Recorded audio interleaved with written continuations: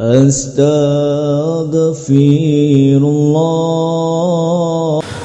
Alhamdulillah wassalatu wassalamu ala Rasulillah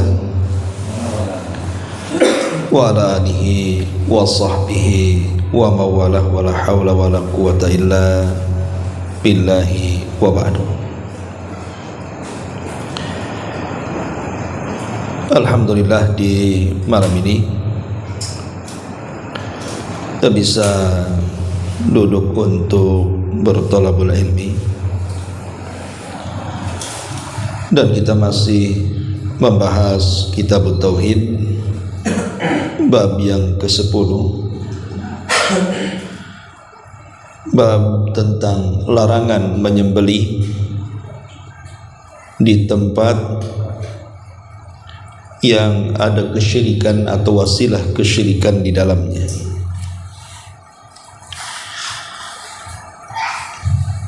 Kemudian pengarang menyebutkan beberapa dalil dari Al-Quran dan Sunnah Nabi Sallallahu Alaihi Wasallam. Di antaranya surah At-Taubah ayat 107 dan 108. Di sini Allah Subhanahu wa taala berfirman, "Walladzina takhadu masjidan diraran wa kufran wa tafriqan bainal mu'minin wa irsadan liman haraballaha wa rasulahu min qablu wa la yahlifanna in aradna illa al-husna wallahu yashhadu innahum lakadzibun la takum fihi abada la masjidun ussisa ala taqwa min awwali yaumin ahaqqu an taquma fihi." Dan di antara orang-orang munafik itu ada orang-orang yang mendirikan masjid untuk menimbulkan kemudaratan terhadap orang-orang yang beriman, untuk kekafiran dan untuk memecah belah di antara orang-orang yang beriman, serta menunggu kedatangan orang-orang yang telah memerangi Allah dan Rasul-Nya sejak dahulu kala. Dan mereka sesungguhnya telah bersumpah, kami tidak menghendaki selain kebaikan, dan Allah menjadi saksi bahwa sesungguhnya mereka adalah pendusta dalam sumpahnya. Janganlah kamu bersembahyang dalam masjid itu selamanya. Sesungguhnya masjid yang didirikan di atas dasar takwa sejak hari pertama adalah lebih patut kamu salat di dalamnya. Ma'asyiral muslimin yang dimuliakan Allah Azza wa Jalla, bab ini menjelaskan kepada kita tentang larangan menyembelih di tempat yang di situ ada penyembelihan selain daripada Allah Subhanahu wa taala. Kemudian pengarang menceritakan tentang kisah Masjid Dirar yang disebutkan dalam surah At-Taubah ayat 107 sampai 108. Baik, apa kaitannya bab ini dengan menyebutkan kisah Masjid Dirar? Dan apa Masjid Dirar itu? Ma'asyiral muslimin yang dimuliakan Allah Azza wa Jalla, saat Nabi sallallahu alaihi wasallam hijrah dari Mekah ke Madinah, maka Nabi sallallahu alaihi wasallam singgah di satu tempat namanya Kubah. Disitulah Nabi mendirikan masjid pertama kali di kota Madinah sebelum adanya Masjid Nabawi, yang disebut dengan Masjid Kubah. Masjid inilah oleh Nabi sallallahu alaihi wasallam didirikan pertama kali. Kemudian setelah beberapa hari di Kuba dan Rasul mendirikan Masjid Kuba, baru Nabi SAW bertolak menuju kota Madinah, dan di kota inilah Rasul membangun masjid kembali yang kita kenal dengan Masjid Nabawi. Jadi Masjid Nabawi masjid kedua setelah Masjid Quba. Walaupun secara keutamaan tentu Masjid Nabawi jauh lebih mulia dibandingkan Masjid Quba, karena orang yang salat di Masjid Nabawi setara dengan 1000 kali salat di masjid-masjid yang lainnya. Lah kita tahu bahwa ketika Nabi SAW memenangkan perang di Badar, muncullah di sini orang-orang munafik. Karena orang-orang munafik itu muncul ketika Islam itu menguat. Kalau Islam lemah tidak ada munafik. Ngapain jadi munafik? Jadi kafir sajalah kalau lemah. Tapi ketika Islam menguat, maka mulailah kemudian muncul orang-orang munafik yang didalangi oleh Abdullah ibn Ubay ibn Sabah munafikin. Dan orang-orang munafik ini selalu mengacaukan kaum muslimin, melemahkan kaum muslimin dan memecah belah kaum muslimin. Ketika Nabi SAW hendak berangkat ke Tabuk, dan kita tahu bahwa perang Tabuk adalah perang yang terakhir dipimpin Nabi SAW, dan musuhnya bukan orang-orang musyrik Arab, bukan pula orang-orang Yahudi Madinah, tapi musuhnya adalah Imperium Romawi. Musuhnya adalah negara besar, negara adidaya Romawi. Lah ketika itu ada seseorang yang bernama Abu Amir Ar-Rahib. Abu Amir Ar-Rahib, dia sangat hasad kepada Nabi SAW dan sangat memusuhi Islam. Dia tidak suka dengan kemajuan Islam di kota Madinah, dan dia sangat benci dengan perkembangan Islam di kota Madinah. Akhirnya kemudian Abu Amir ini yang dulunya seorang musyrik, dia safar ke Syam. Kemudian dia bergabung dengan orang-orang Nasrani yang ada di Syam, dan dia pun pindah agama. Yang tadinya musyrik kemudian pindah agama menjadi Nasrani.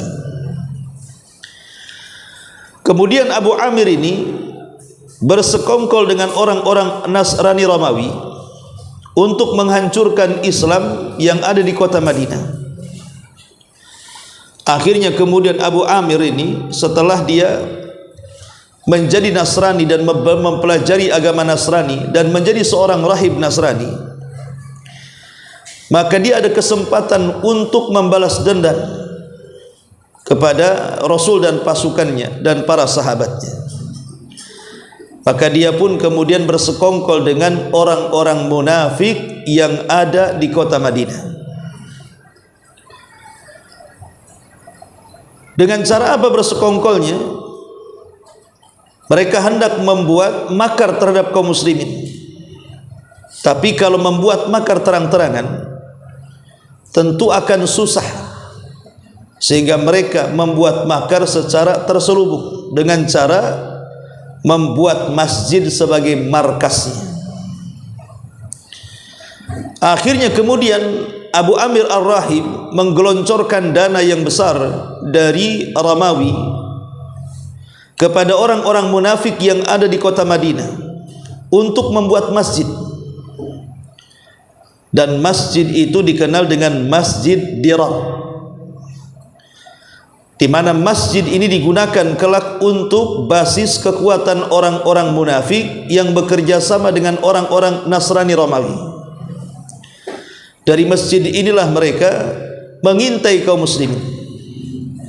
Dari masjid ini pula mereka memecah belah kaum muslimin. Dari masjid ini pula mereka menyebarkan kekufuran di tengah-tengah kaum muslimin. Intinya masjid ini didirikan untuk menghancurkan Islam. Lah ketika masjid ini telah terbangun, kemudian Nabi SAW hendak berangkat ke Tabuk, maka orang-orang yang membangun masjid dari orang-orang munafik ini mendatangi Nabi SAW. Kemudian mereka mengatakan, ya Rasulullah, sudikah engkau singgah di masjid kami? Kenapa kami membuat masjid ini? Karena Masjid Quba terlalu jauh dari kami. Jadi kami ingin membangun masjid selain Masjid Quba, tentu tidak lain untuk kebaikan.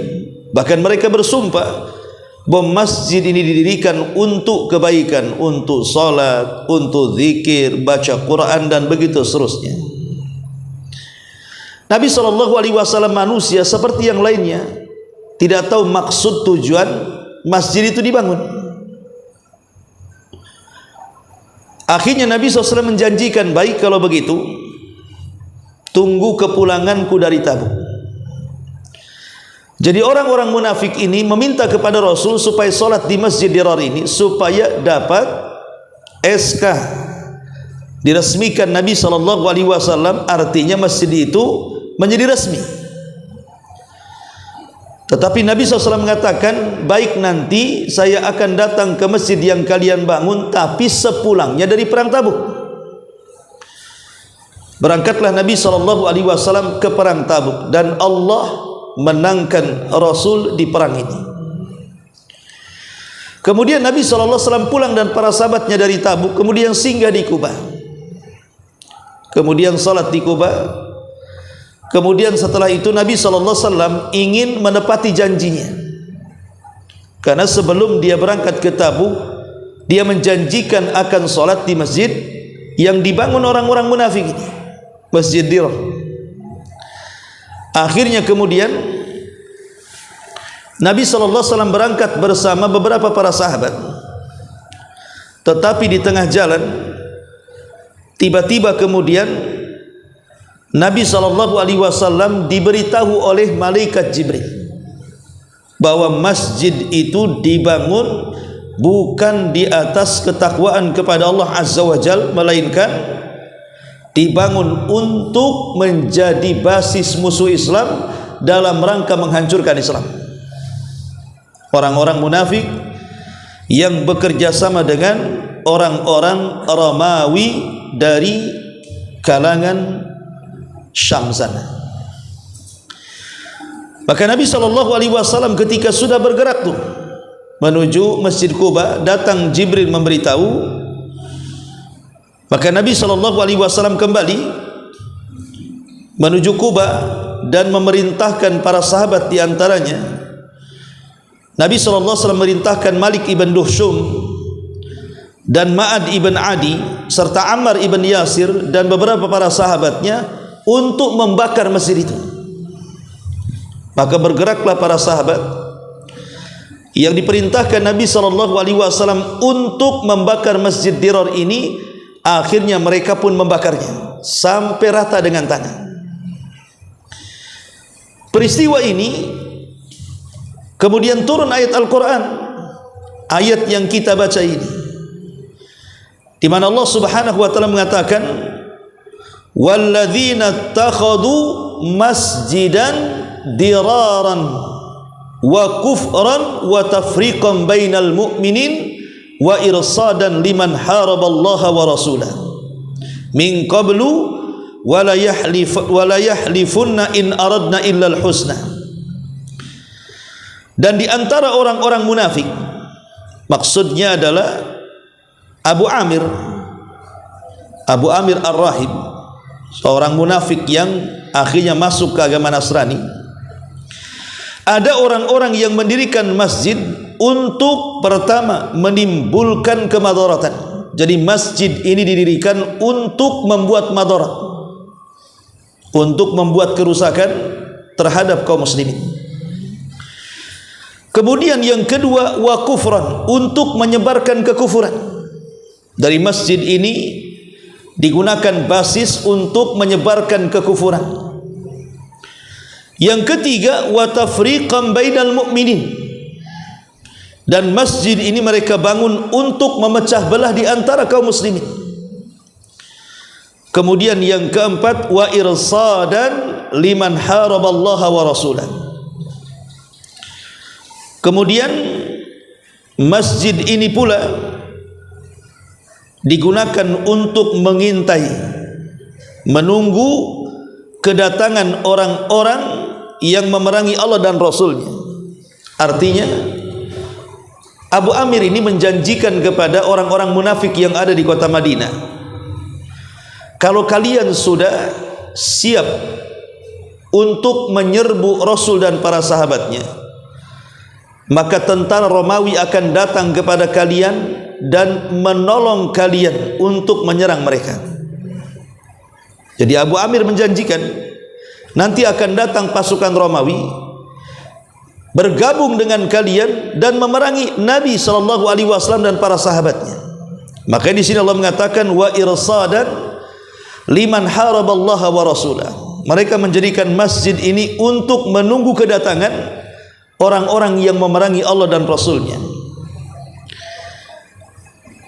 Kemudian wala yahlifunna in aradna illa husna. Ketika Nabi SAW bertanya kepada mereka, kan sudah ada Masjid Quba, kenapa kalian membuat masjid lagi? Maka mereka kemudian bersumpah atas nama Allah Subhanahu wa taala, kami tidak menghendaki pembangunan masjid ini selain untuk kebaikan kami. Kemudian mereka membuat alasan macam-macam, seolah-olah meyakinkan Rasul bahwa pembangunan masjid yang mereka bangun itu lillahi ta'ala, hanya untuk kejayaan Islam, bukan yang lainnya. Dan Nabi hampir percaya kalau bukan karena Jibril yang memberitakan kepada Nabi SAW.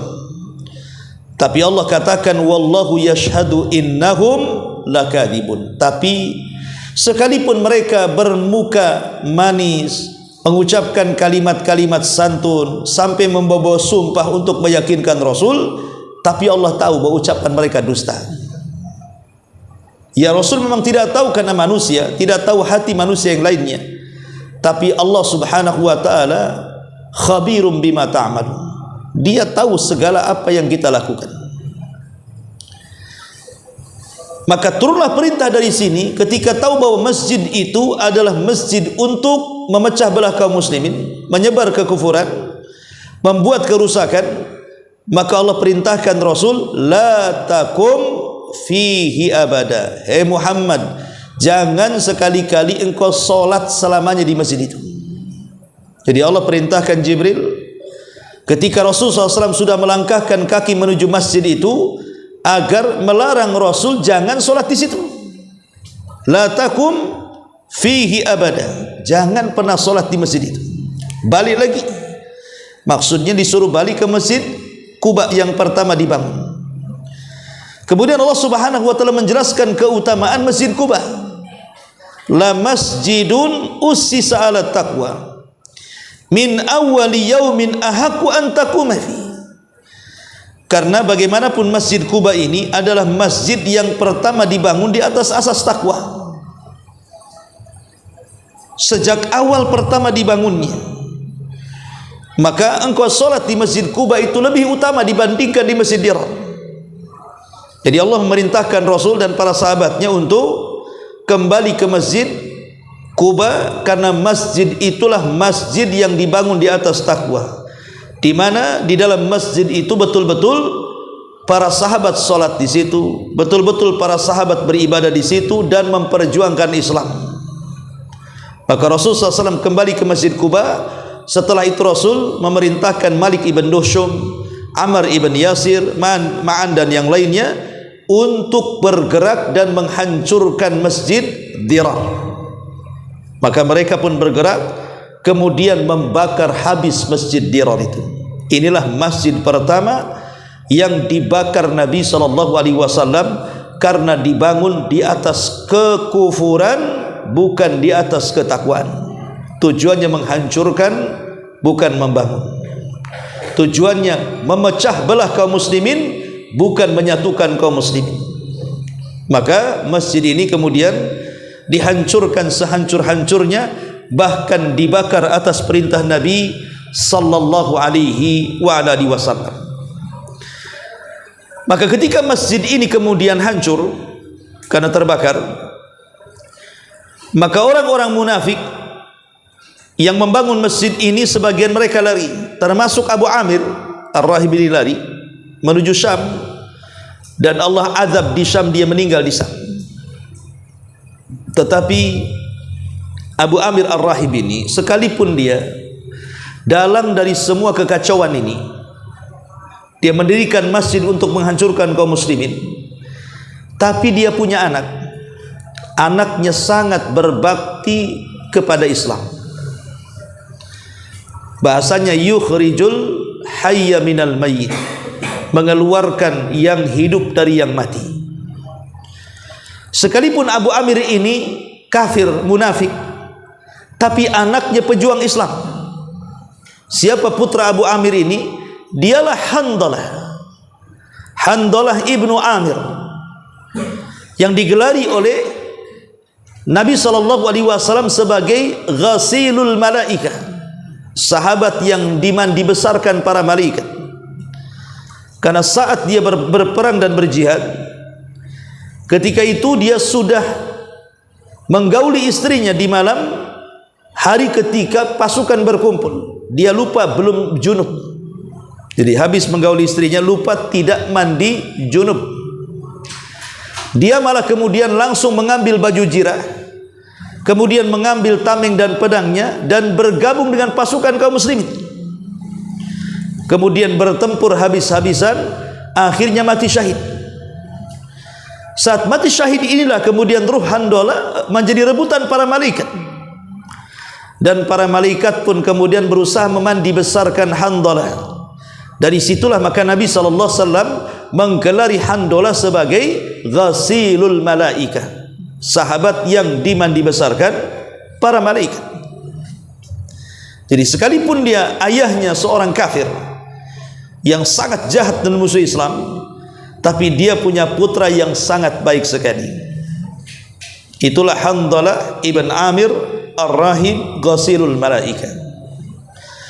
Ma'asyiral muslimin yang dimuliakan Allah Subhanahu wa taala, dari sini kita tahu bahwa sekalipun zahirnya adalah masjid, zahirnya masjid tempat ibadah, tempat sujud, tempat salat, tapi kalau niat membangunnya untuk menghancurkan Islam, maka tetap bangunan itu harus dihancurkan.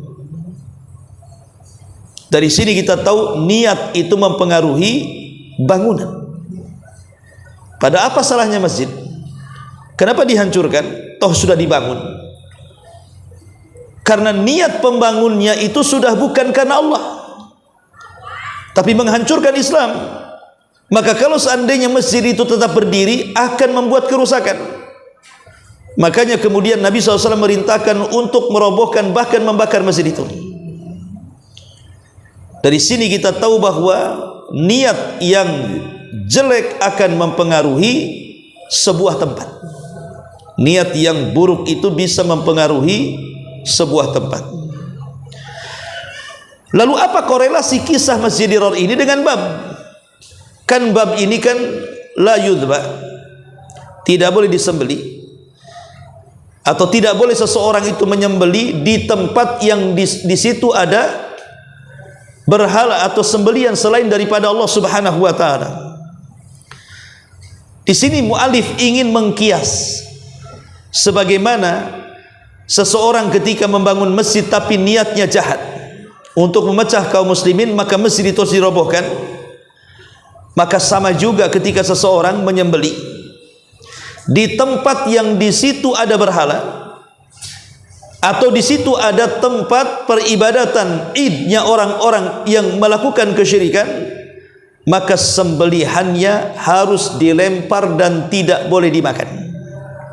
Karena sembelihannya haram, ditujukan bukan karena Allah, tapi ditujukan kepada selain Allah Subhanahu wa ta'ala.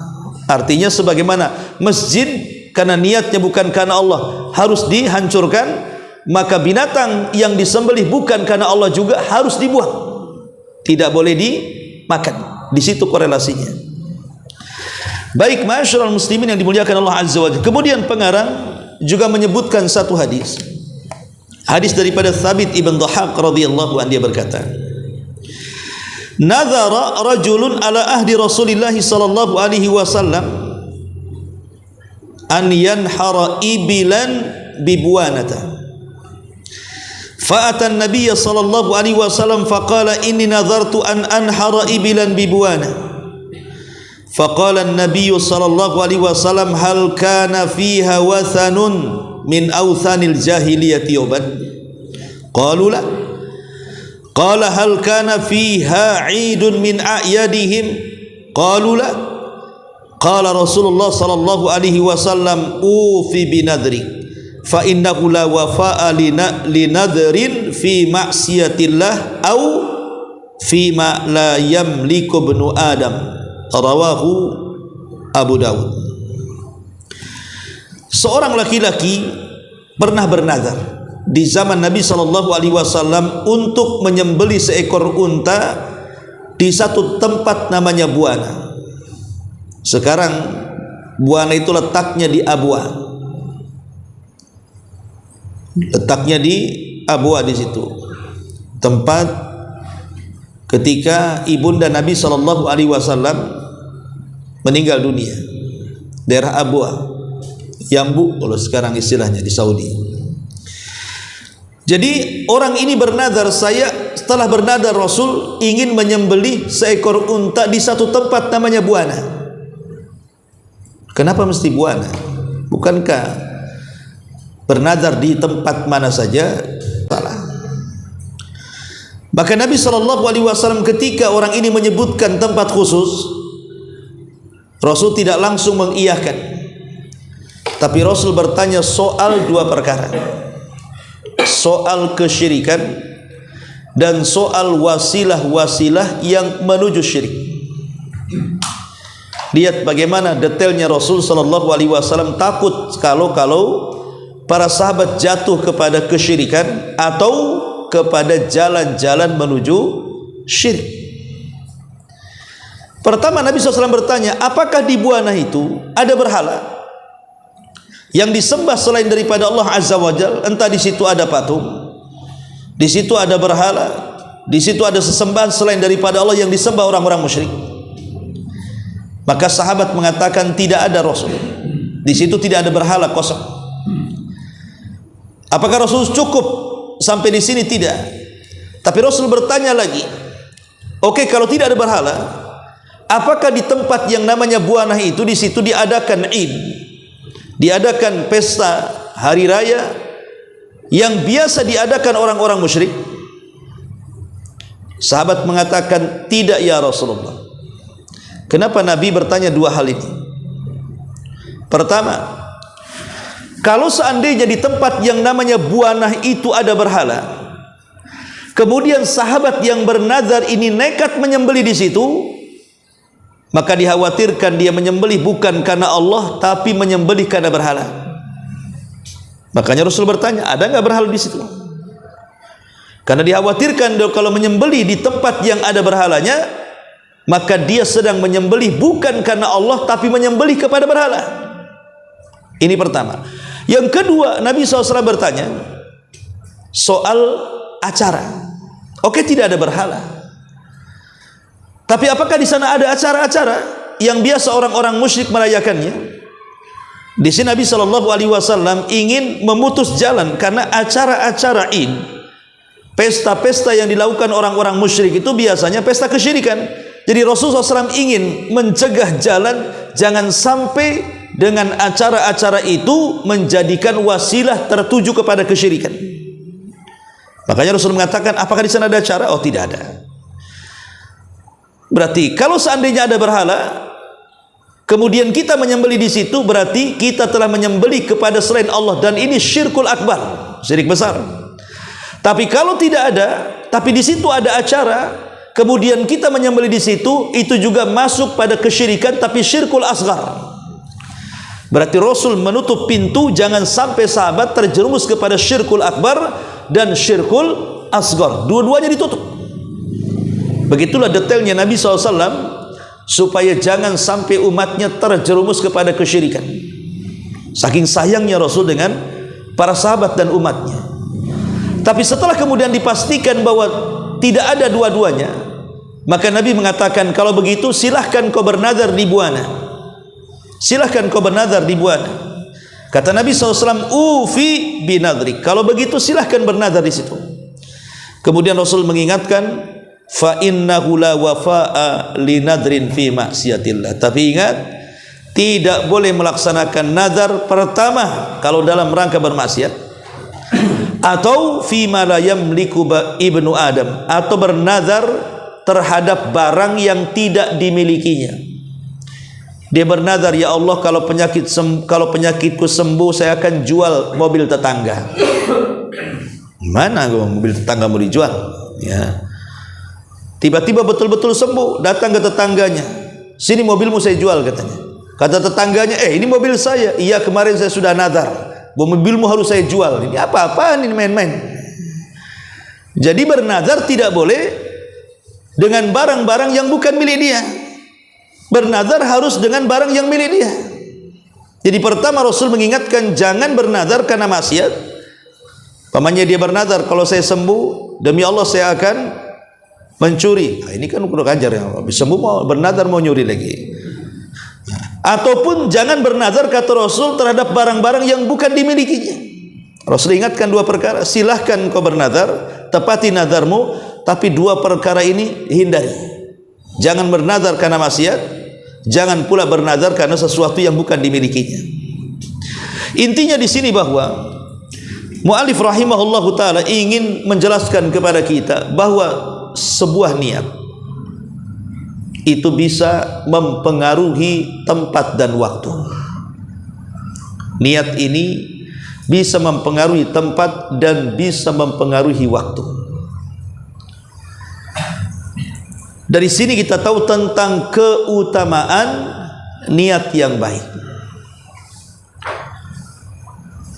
Sekarang kalau kita lihat bab ini, kita aplikasikan dengan realita hari ini di masyarakat.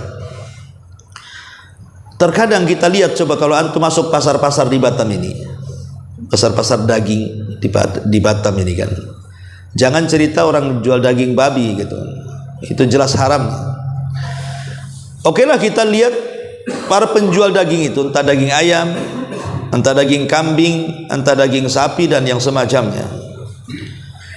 Kita lihat bahwa kios-kios orang-orang yang jual daging ini terkadang membuat kita ragu-ragu kan. Jualan daging sapi, tapi kiosnya ada simbol-simbol kesyirikan. Pemilik situ ada berhalanya, karena pemilik kiosnya bukan muslim, tapi penjualnya muslim. Karena sering kan kita lihat kan, penjualnya muslim, tapi kiosnya ada berhala. Ya. Lah yang seperti ini, ikhwatu fiddin, muliakan Allah Azza wa Jalla, sebaiknya kalau kita hendak beli daging, maka kita juga harus lihat-lihat tempat gitu maksudnya. Jangan karena murah main beli saja. Jangan karena kemudian ada logo halalnya, dipastikan halal, langsung beli saja. Maka tidak demikian. Tetap kita juga harus memperhatikan tempat dia menjual daging tersebut. Apakah tempat dia atau di kios itu ada berhala yang disembah selain daripada Allah di situ? Mungkin berhala pemilik toko karena agamanya berbeda, ataukah tidak? Kalau tidak ada berhala, kemudian jelas-jelas ada logo halalnya, beli. Tapi kalau ada berhalanya, sebaiknya kalau hanya kemudian selisihnya 1.000-2.000, beli di tempat lain yang jelas-jelas halalnya, supaya pulang membawa daging, tidak pulang membawa bangkai. Dan ini tugasnya mak-mak, ibu-ibu. Kadang-kadang gara-gara selisih 500 perak saja pindah langganan, gak peduli halal haram kan bahaya nih ya. Maka perhatikan kalau ibu-ibu nih ke pasar, istri-istri antum ke pasar, maka jangan sembarang beli daging. Pertama, pastikan kiosnya ada nggak di situ simbol-simbol kesyirikan atau berhala yang ditenggerkan dari berhala-berhala kesyirikan, atau acara-acara yang dibuat oleh orang musyrik di situ. Kalau memang tidak ada dan jelas halal, beli. Tapi kalau ada, tinggalkan. Masih banyak kok tempat-tempat daging yang halal dan yang baik. Kemudian yang kedua, pastikan setelah melihat tempat, melihat zahir orang yang jualan. Zahirnya. Kita tidak perlu bertanya, karena kalau bertanya kesinggunglah orang itu. Ya. Kau jual daging ayam ini, kau baca bismillah enggak waktu nyembelihnya? Apa enggak marah pedagangnya itu? Ya, tersinggung kan? Ya. Jadi tidak perlu ditanya, ini halal haram.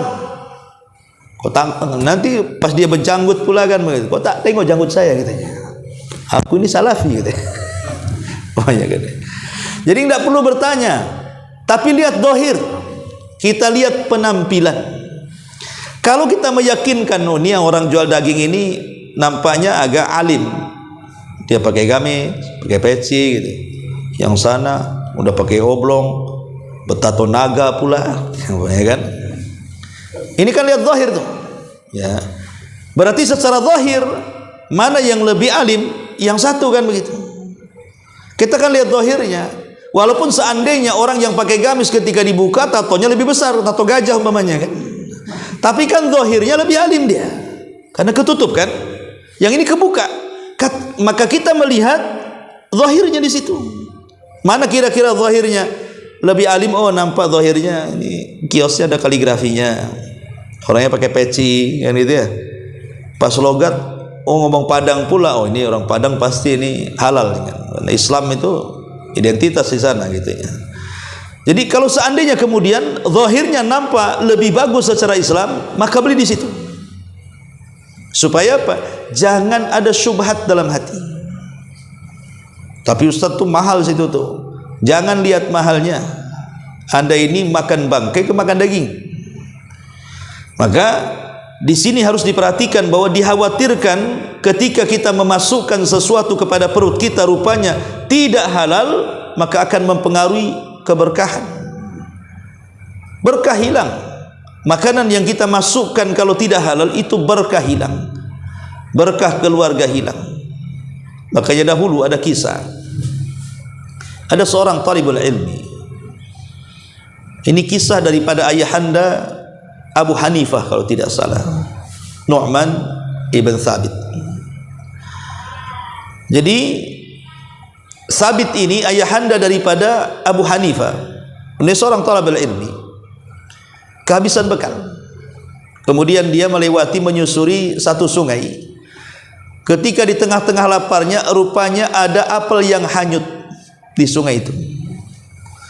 Langsung sumringah senang karena lapar, nampak ada apel hanyut pula di sungai. Jelas ini anugerah dari Allah. Langsung diambil, termakan separuh. Baru teringat, ini apel siapa nih katanya. Main-main makan saja, namanya orang lapar kan. Akhirnya dia merasa bersalah. Disusurilah sungai itu sampai akhirnya ketemu kebun apel. Jangan-jangan apel ini dari kebun ini katanya. Ditunggui seharian siapa pemiliknya. Akhirnya ketemu dengan pemiliknya. Dia minta maaf karena dia sudah memakan apel yang jatuh dari kebunnya dan hanyut ke sungai yang ia makan. Ketika itu pemilik kebun geleng-geleng kepala. Kok hanya sekedar apel yang jatuh dipermasalahkan? Kalau bukan orang baik, maka tidak ada orang baik selain dia. Berarti orang ini memang orang amanah, orang jujur, orang baik kan itu ya. Akhirnya dia terpikir ingin menikahkan putrinya dengan orang baik itu. Kata sang pemilik apel, engkau harus menggantinya. Mengganti dengan apa? Mengganti dengan uang sekian dan sekian. Wahai fulan, aku ini seorang musafir, seorang thalabul ilmi, uang dari mana? Pun hanya apel satu, baru ku makan separuh. Ini separuhnya kalau mau kan gitu ya. Masa harus diganti dengan mahal? Sengaja dia sebenarnya ingin memancing supaya dia bisa diikat agar menikah dengan putrinya kan gitu. Akhirnya dengan mengatakan, baik kalau begitu begini saja, kau tidak usah bayar, tapi maukah kau nikah dengan putriku? Singkat cerita akhirnya ya terpaksalah, karena itu sudah kesalahannya. Menikahlah dia dengan putri pemilik kebun apel yang kaya raya itu. Maka dengan pernikahan dia akhirnya memiliki keturunan. Itulah keturunannya Imam Abu Hanifah, Nu'man bin Thabit, dan menjadi imam penduduk Madinah. Menjadi imam penduduk Syam yang terkenal mencetuskan mazhab yang disebut dengan mazhab Hanafi. Ya, terlahir dari seorang ayah yang sangat amanah dan jujur, takut memasukkan ke perut sesuatu yang syubhat apalagi yang haram. Terlahirlah siapa? Abu Hanifah, berkah keluarganya. Tapi sebaliknya, kalau sempat seseorang itu memasukkan kepada keluarganya makanan yang haram, itu tidak akan berkah. Dahulu ada seorang ulama ahli debat namanya Imam Al-Juwaini, atau dikenal dengan Al-Imam Haramaini, seorang madhab Syafi'i, ahli debat. Tapi terkadang saat debat itu, terkadang dia keseleo lidahnya. Sekali-kali terseleo lidahnya itu. Kemudian orang-orang bertanya, imam secerdas kamu, terkadang sabkul lisan, kayak umpamanya saya ngomong, terkadang kan ada kesilapan, nyebut nama orang salah gitu kan.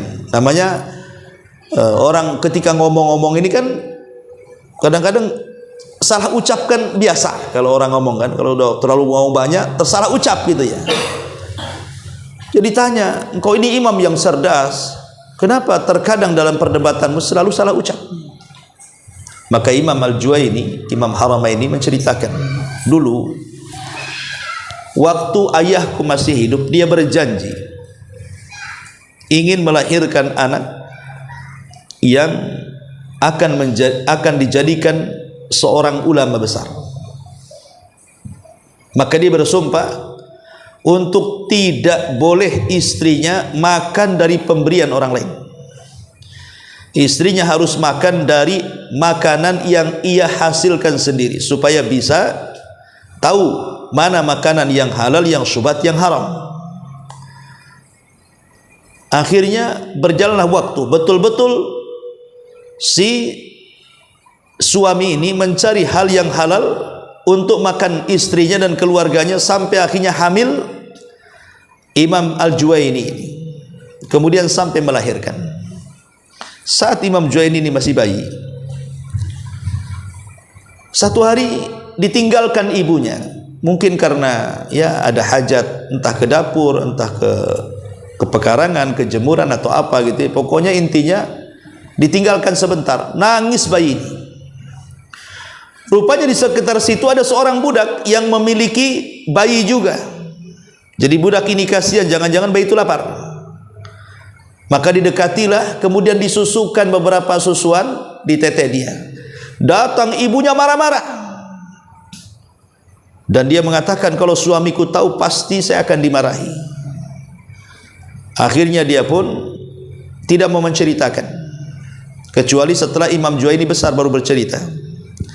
Kata Imam Al-Juwaini, ketika ditanya kenapa dia selalu sabkul lisan, keseleo lidahnya saat berdebat, boleh jadi keseleo lidahku ini gara-gara dulu aku meminum susu setetes dua tetes dari budak itu, yang tidak tahu budak itu makan apa.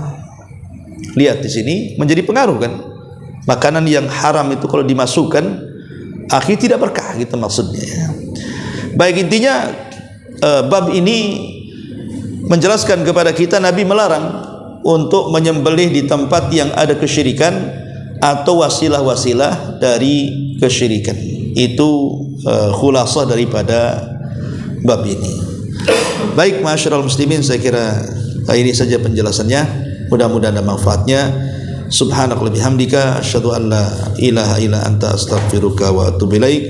Allahu ta'ala alam. Assalamualaikum warahmatullahi wabarakatuh.